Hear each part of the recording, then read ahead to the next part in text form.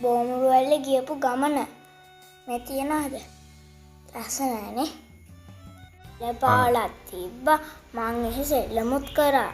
මම මෙන්න මේ ගැට්ටෙන් ගොඩක් බරිසමින් ගියා. මෙතන ගොඩක්ම ලස්සනයි.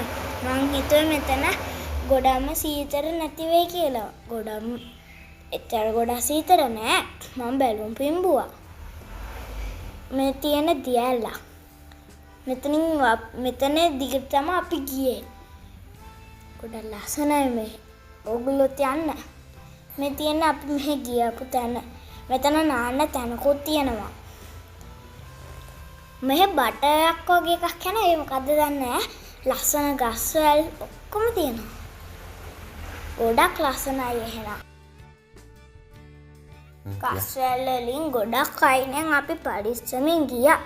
මෙතන ගොඩක් අවදානම් මොකද අපි ගියේ වැස්ස දවස්වල. හොඳ වෙලාවට වැස්සේ නැහැ.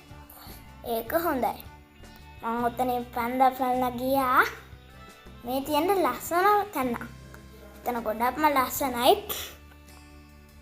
මෙතන ගල් ගොඩක් තියෙනවා.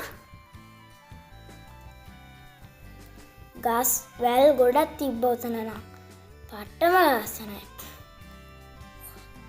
අපි ගල් වලින් යන්න තිබ්බේ එතන. තව ෂෝට් කට් එකක් තියෙනවා. ඒ පාරෙන් ආවම අපිට යන්න පුළුවන් මේ උඩකට. එතන ගොඩ මේ තියෙන්නේ බෝවුරු වැල්ල. අපි රංගටම ගිහින් බලමු. ඕගොල්ලොත් ගිහින් එන්න පරිස්සමින්. බයි.